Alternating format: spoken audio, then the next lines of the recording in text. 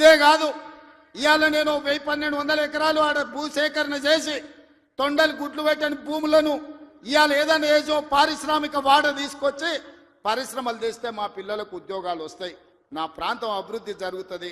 నేను ముఖ్యమంత్రి అయినా కాబట్టి వాళ్ళకి కృతజ్ఞత తెలుపుకోవాలని నేను ప్రయత్నం చేస్తే కొంతమంది రౌడీ మూకల్ని తయారు చేసి పైసలు ఇచ్చి కలెక్టర్ని, ఆర్డీఓని, అధికారులందరినీ ఇష్టం వచ్చినట్టు కొట్టిరు. కొట్టి ఇప్పుడు మా మీద కేసు ఎట్లా పెడతారు అంటారు.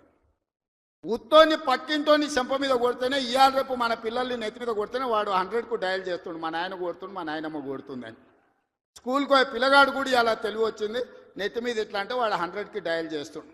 అధికారులను కిందేసి కొట్టి చంపేదానికి ప్రయత్నం చేస్తే కేసులు కడితే మా టీఆర్ఎస్ వాళ్ళ మీద కేసులు ఎట్లా కడతారు? బరాబర్ మా టీఆర్ఎస్ వాళ్ళు ఇట్లనే దాడులు చేస్తారంటారు. నేను అడుగుతున్న చంద్రశేఖరరావు గారిని, నీ కొడుకు నీ అల్లుడు మాట్లాడే భాషను మీరు సమర్థిస్తున్నారా? భూసేకరణ చెయ్యొద్దా? తెలంగాణ రాష్ట్రంలో పరిశ్రమలు పెట్టొద్దా? మా IT and industry Sridhar Babu గారు రోజుకి 20 గంటలు పనిచేస్తూ ఈ రాష్ట్రానికి వేల కోట్ల రూపాయల పెట్టుబడులు తెచ్చి విదేశీ పరిశ్రమలను రప్పించి నిరుద్యోగ యువకులకు, ఇంజనీర్లకు ఈరోజు ఉపాధి కల్పించాలని చేస్తున్న ప్రయత్నం తెలంగాణ రాష్ట్రంలో చెయ్యొద్దా? మీరు చెప్పండి. 10 ఏళ్ళు ప్రభుత్వం నడిపిన మీరు భూసేకరణ చేయలేదా? మల్లన్న సాగర్ల ప్రజల్ని ముంచలేదా? 14 గ్రామాలను మల్లన్న సాగర్ల ముంచలేదా? కొండ పోచమ్మల ముంచలేదా? రంగనాయక సాగర్ల ముంచలేదా? ఫార్మా సిటీ అని ఎయిర్పోర్ట్ కూతబెట్టి దూరంలో 14,000 ఎకరాల భూములు సేకరించలేదా? ఇవాళ ఒక కొడంగల్లో నేను భూసేకరణ 1000 ఎకరాలు చేస్తే మీ కడుపు మంట ఏంది, మీ దుఃఖం ఏంది, మీ బాధ ఏందని నేను అడుగుతున్నా.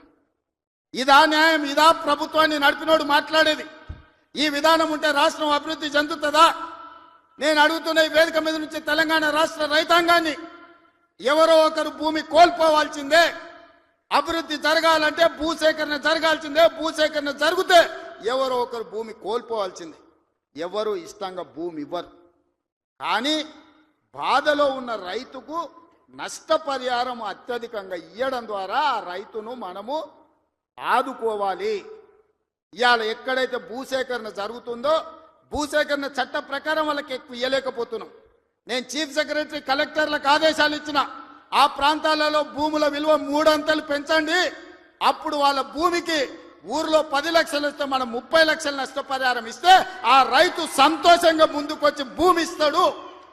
శాశ్వత అభివృద్ధి కోసం రాష్ట్ర పునర్నిర్మాణంలో త్యాగం చేస్తున్న భూ యజమానులను, వాళ్ళు దళితులు, గిరిజనులు, బలహీన వర్గాల వాళ్ళు ఉంటారు. చిన్న చిన్న భూములు ఉంటాయి, కుటుంబంలో 5-6 మంది ఉంటారు. వాడు అసూటనో ఇసూటనో పోయి భూమి కొనుక్కోవాలంటే నష్టపరిహారం అత్యధికంగా ఇవ్వాలని చట్టాన్ని సవరించమని ఇవాళ నేను ఆదేశాలు ఇచ్చిన. ఉద్యమకారునంటో, 80,000 పుస్తకాలు చదివినోన్నంటో, అపర మేధావినంటో, ప్రపంచంలో నీ అంత మేధావే లేడు, పోటీ పెడితే 1 నుంచి 100 వరకు నీకే ర్యాంక్ వస్తుంది అంటో. ఇంత చిన్న లాజిక్ మిస్ అయిన చంద్రశేఖరరావు, భూమి సేకరించకుండా పరిశ్రమలు నెలకొల్పలేమని. నా నియోజకవర్గం మీద ఎందుకు కక్ష కట్టినమని నేను అడుగుతున్నా. నేనేమో 1,00,000 ఎకరాలు సేకరించలే. 4 గ్రామాలలో కలిసి 1,100 ఎకరాలు నేను భూమి తీసుకుందామన్నది. ఇదో ప్రపంచ సమస్య అయింది. ఇంకా నేను ఢిల్లీ అయిపోయింది, ఇప్పుడు చంద్రమండలం పోతాడంట ఆయన. చంద్రమండలం పోయి ఆడ కూడా ఫిర్యాదు చేస్తాడంట. నువ్వు ఆడ తిరిగొచ్చినా కుట్ర చేసినందుకు మాత్రం ఊసలు లెక్క పెడతావు కేటీఆర్. నువ్వు అది గుర్తు పెట్టుకో. చూస్తూనే ఎంత గుర్తావో ఎగరని అని.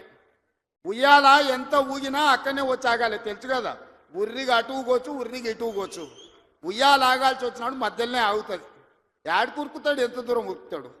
ఉరకని అని చూస్తున్నా. ఉరుకులాట ఏందో చూద్దాం కేటీఆర్ దాని. 1,00,000 కోట్లు కాళేశ్వరంలో కాంట్రాక్టర్లకు కాలబెట్టిండు. పాలమూరు రంగారెడ్డికి 20,000 కోట్లు కాలబెట్టిండు. ఇంతవరకు సుక్క నీరు రాలేదు. కాళేశ్వరంలో 52,000 ఎకరాలకు ఇచ్చాడు.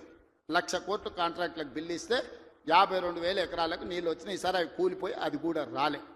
ఇప్పటి వరకు చంద్రశేఖరరావు గారి 10 ఏళ్లల్లో 1,83,000 కోట్ల రూపాయల ప్రజాధనాన్ని ఇరిగేషన్ ప్రాజెక్టుల మీద పెట్టిండు. నేను సూటిగా అడుగుతున్నా, ఏ ప్రాజెక్ట్ అయినా నువ్వు పూర్తి చేసినవా? ఏ ఒక్క ప్రాజెక్ట్ అయినా తెలంగాణ ప్రజలకు అంకితం చేసినవా? ఇది పూర్తయింది, ఇది ప్రజలకు అంకితమైంది, దీంట్లో నీళ్లు వస్తున్నాయని చెప్తావా అని నేను అడుగుతున్నా. ఇవాళ మల్లన్న సాగర్ అంటాడు, రంగనాయక సాగర్ అంటాడు, కొండపోచమ్మ అంటాడు. రంగనాయక సాగర్ కడితే రంగనాయక సాగర్ దగ్గర హరీష్ రావు ఫామ్ హౌస్ కట్టుకున్నాడు. 3 దిక్కుల ప్రాజెక్ట్ ఉంటుంది, మధ్యలో ఆయనకు ఫామ్ హౌస్ ఉంటుంది, ఆయనకు 360 డిగ్రీలు వాటర్ ఫ్రంట్ వ్యూ ఉండాలంట. భూసేకరణ కోసం తీసుకున్న భూమిని హరీష్ రావు పేరు మీదకి బదిలీ చేపించుకున్నాడు. ప్రాజెక్టు కోసం సేకరించిన భూములు రంగనాయక్ సాగర్ సిద్దిపేట దగ్గర ప్రాజెక్టు కోసం సేకరించిన భూములు ప్రాజెక్టుల నుంచి తొలగించి హరీష్ రావు ఫామ్ హౌస్ కట్టుకున్నాడు. దానికి లెక్క చెప్పాల్సింది హరీష్ రావు గారు. ఏం చింత చేయకు, లెక్కలు తీస్తున్నా, నీ లెక్క చెప్తా. కొండ పోచమ్మ ప్రాజెక్టు కట్టిందే కేసీఆర్ ఫామ్ హౌస్ కు కాలువలు తీసుకెళ్లడానికి. ఇవాళ నిజ నిర్ధారణ కమిటీ వేసుకుందాం, కొండ పోచమ్మ ప్రాజెక్టుకు పోదాం. కొండ పోచమ్మ నుంచి డైరెక్ట్ గా కేసీఆర్ ఫామ్ హౌస్ 100 ఎకరాలకు కాలువ డైరెక్ట్ ఆయన ఫామ్ హౌస్ లోకి వెళ్ళి తీసుకుపోయాడు. 1000 కోట్లు ప్రజలే ఖర్చు పెడితే నీ ఫామ్ హౌస్ కు నీళ్లు తీసుకెళ్తావా? ఇది న్యాయమా? చంద్రశేఖరరావు గారు, నిన్ను నమ్మి నీ చేతిలో రాష్ట్రం పెడితే, నీ కొడుకుని మున్సిపల్ మినిస్టర్ పెడితే జన్వాడలో 111 ఫామ్ హౌస్లు కట్టుకుంటాడు. ఆయన బామ్మార్ది ఇంకోటి కట్టుకుంటాడు. అందులో దీపావళి పండుగ వచ్చిందని చిచ్చుబుడ్లు కాకుండా సారాబుడ్లు పెట్టి దావతులు చేస్తాడు. ఏమనంటే మేము క్యాసినో నడుపుకుంటాం, మేము సారా బుడ్లు పెట్టుకుంటాం, కాబట్టి మమ్మల్ని ఏం అనొద్దు అని. అంటే బావ కళ్ళల్లో ఆనందం చూడడానికి ఆయన బామ్మార్ది ఏమి తాగి తందనాళ్ళు ఆడినా డ్రగ్స్ తీసుకున్నాడు, ఆ ఇంట్లో దొరికినా కేసు పెట్టొద్దా? ఒకసారి ఆలోచన చేయండి. ఎంత సిగ్గు లేకుండా మాట్లాడుతున్నారంటే, డ్రగ్స్ తీసుకున్నాడు దొరికిండు కదనే వాడు మొత్తం అందా, అవును నేను డ్రగ్స్ తీసుకున్నాను వాడు ఒప్పుకుండు, డ్రగ్స్ ఉన్నోడు దొరికిండని వీడు ఒప్పుకుండు, కానీ వాడిని పట్టుకోవద్దంట పోలీసోడు. ఎందుకంటే మేము బీఆర్ఎస్ నాయకులం కాబట్టి మమ్మల్ని ఏమనొద్దని. ఈ రాష్ట్రంలో, ఈ దేశంలో బీఆర్ఎస్ వాళ్ళకి ఏమైనా కొత్త చట్టం ఉందా? ఇడిచిపెట్టాలా? ఊర్లో డ్రంక్ అండ్ డ్రైవ్ అని పిల్లలు ఇవ్వడానికి తెలిసో తెలియక తాగితే నోట్లో పుల్ల పెట్టి ఊదిచ్చి వాని బండి గుంజుకొని వాని పోలీస్ స్టేషన్లో పెట్టి వాని ఈపులు వలగొట్టి వాని దగ్గర 5,000 వసూలు చేస్తున్న సన్నాసి, నీ బామ్మార్ది డ్రగ్స్ తీసుకున్నాడు ఇంట్లో దొరికితే, అక్రమంగా ఫామ్ హౌస్ కట్టుకుంటే, వాని ఇంట్లో విదేశీ మద్యం దొరికితే వాని మీద కేసు పెట్టొద్దు అంటున్నావంటే చట్టం నీకోటి, పేదోళ్ళకి ఇంకొక చట్టమా అని నేను అడుగుతున్నా. స్వతంత్రం వచ్చినప్పటి నుంచి ఈ రోజు వరకు మా కొడంగల్ నియోజకవర్గం మీద ఎవరు దయ చూపించలే, ఆ ప్రాంతం నుంచి ఎవరు మంత్రి కాలే.